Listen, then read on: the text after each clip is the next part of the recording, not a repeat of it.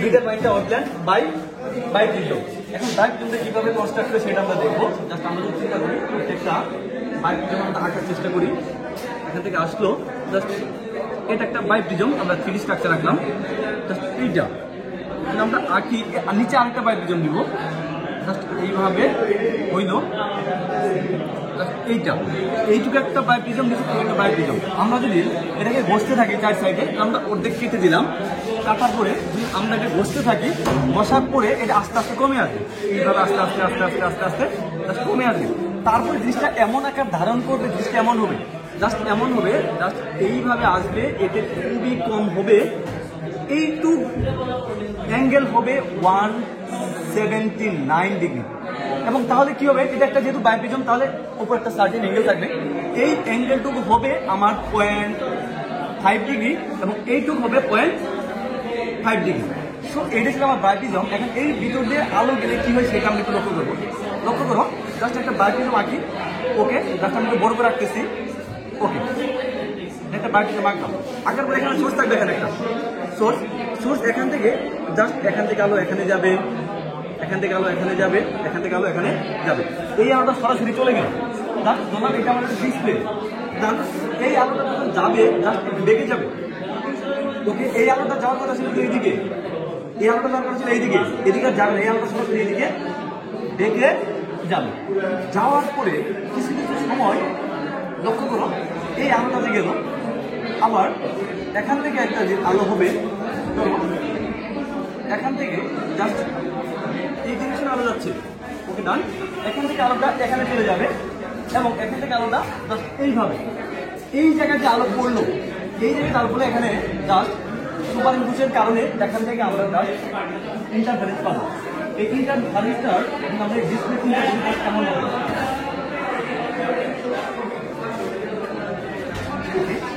একটা জিনিসটা হবে এমন, অন্ধকার উজ্জ্বল, অন্ধকার উজ্জ্বল, অন্ধকার উজ্জ্বল।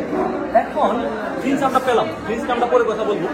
এর আগে এখানে যে আলোগুলো পড়লো, আমার একটা সোর্স একটা ছিল, ঠিক আছে।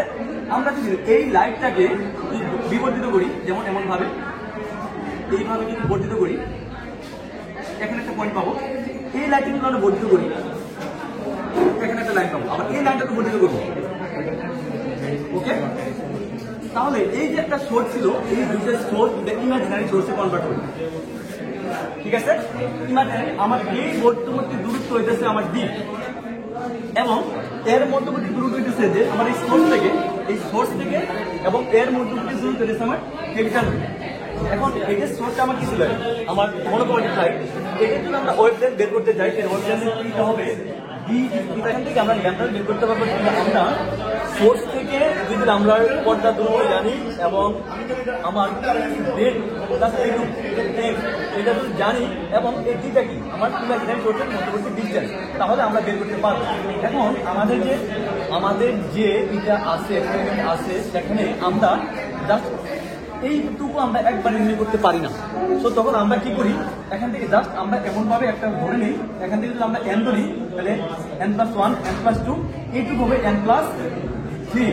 তাহলে এখান থেকে কয়টা জিনিস হলো, n থেকে n+3 পর্যন্ত, এখান থেকে 3 থাকলো। আমরা যে উইডটুকু পাবো, আমরা ওই উইডটুকু ধরে এখানে আমাদের 10 ছিল, তাহলে এই 10 সেমি বার যদি আমরা 3 দেই, তাহলে আমরা জাস্ট একটা পেয়ে যাবো, ধরো 3.something 3.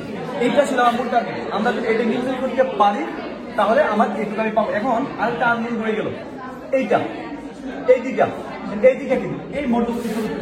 তখন আমরা একটা দেখছিলাম যে আমরা একটা উত্তল লেন্স ব্যবহার করছিলাম। এই উত্তল লেন্সটা এখানে ছিল, এটা আমার সোর্স ছিল, আর এখানে এই সোর্স থেকে আমার এখানে ছিল আমার আই পিচ।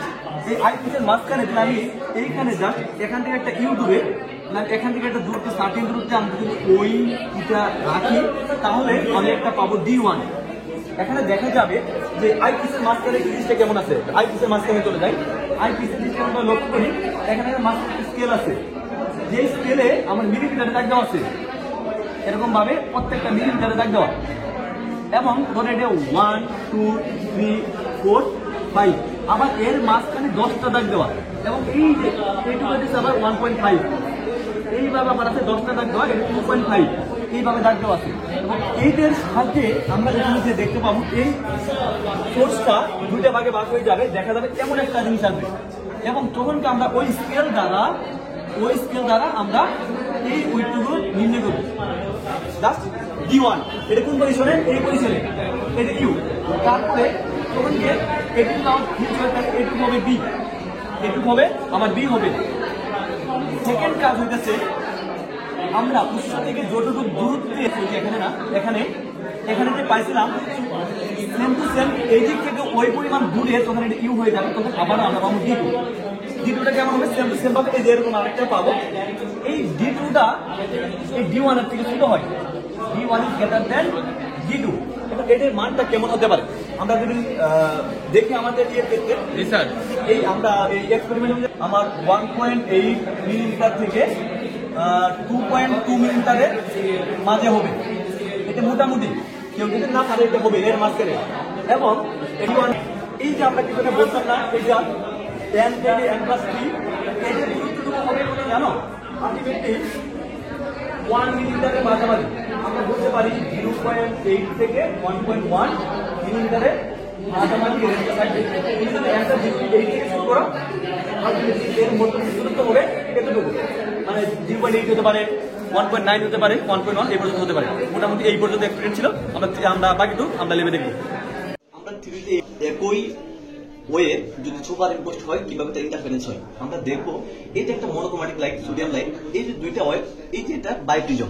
এই ব্রাইটপ্রিজমের সাহায্যে আমরা থিওরিতে বললাম কিছুক্ষণ আগে যে দুইটা লাইট ইম্পোস্ট হলে আমরা অনেকগুলো ফ্রিঞ্জ দেখতে পাই। আমার ডার্ক ফ্রিঞ্জ আর আলো অন্ধকার বিভিন্ন ডোরা দেখতে পাচ্ছি।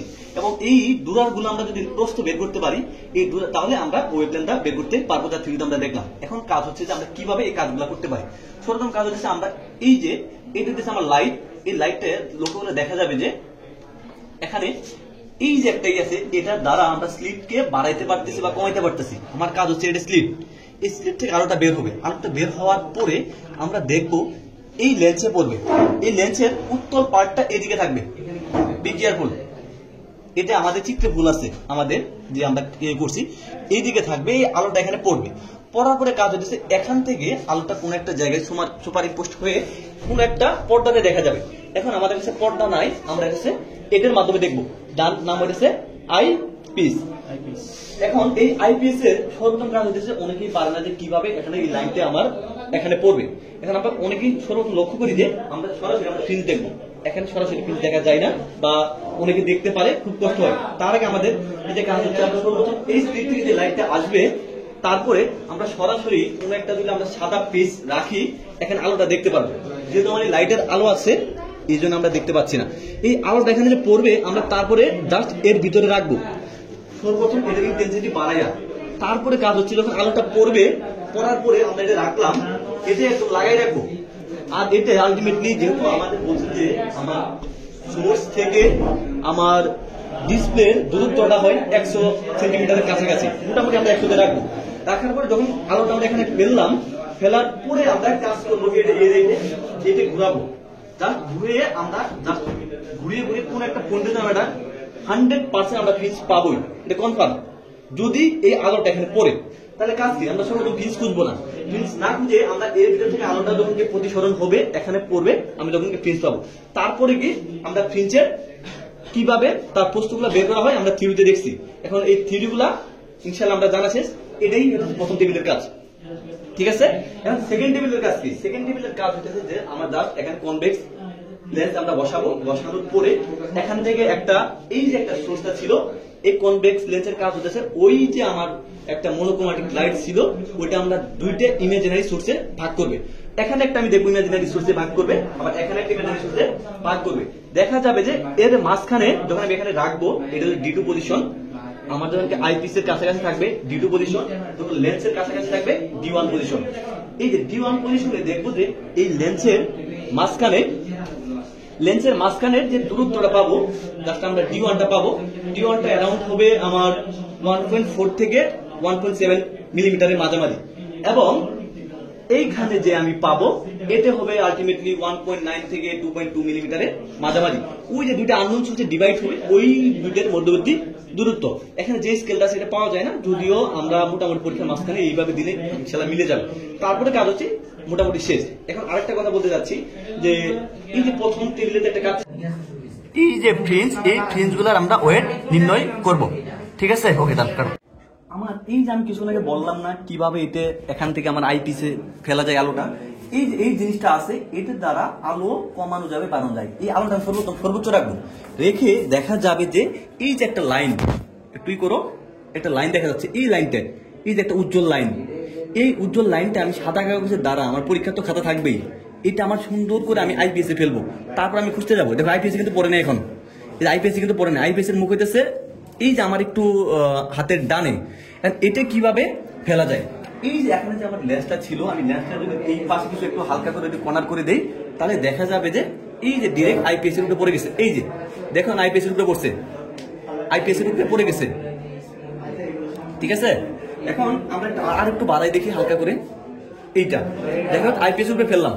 ঠিক আছে, এই আইপিএস এর উপরে কিভাবে এখান থেকে হালকা একটু কাগজ দিয়ে ফেলা যায়, ডান, আমি একটু লক্ষ্য করি, হ্যাঁ এই যে ফেললাম, ফেলার পরে আইপিএস এর আলো পড়ছে, হ্যাঁ এই যে একটু নড়ে গেছে, আমরা একটু পেপার দিব ওই জায়গা, এই যে জায়গা লক্ষ্য করো, পেপার দেওয়া যায় কোথায়, এই যে জায়গা, এই যে আইপিএসটা তুলে এরকম ভাবে এই যে পেপার দিব এই জায়গা, এই যে এই জায়গা পেপার দেওয়ার পরে দেখা যায় আইপিএসটা আমার ওখানে আলো পড়বে। লক্ষ্য করো, এই যে আমার লেন্সের উপর পড়ে গেছে, এই যে লেন্সের জাস্ট ও আমার সরি আইপিএস এর উপর এই যে পড়ে গেছে।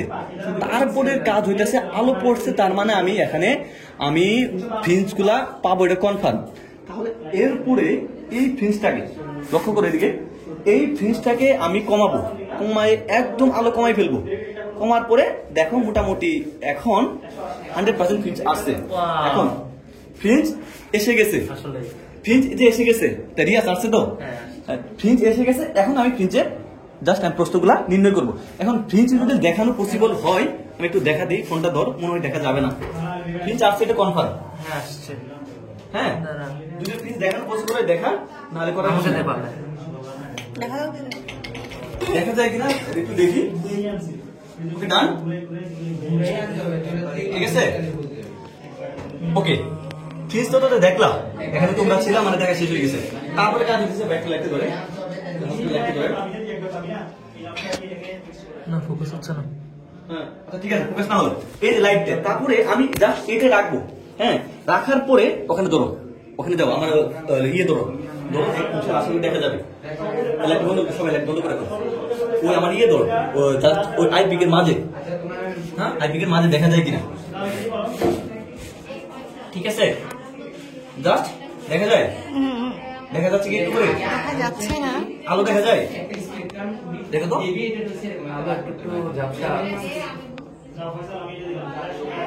দেখি চোখটা সরাই, পোস্ট কর, পোস্ট কর।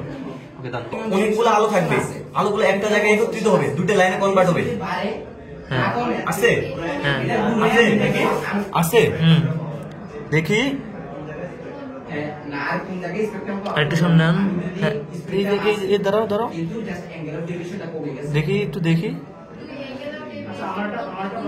দেখি আসতেছে, একটু লক্ষ্য করো, ফোকাস করো, দেখি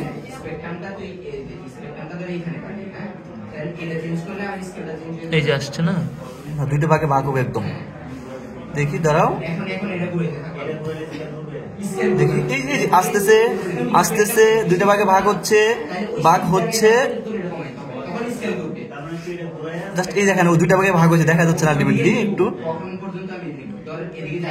এই যে দুইটা ভাগে ভাগ হয়েছে না, এই যে দুইটা ভাগে আলোটা কি সম্পূর্ণ আলোটা ভাগ হয়ে গেছে।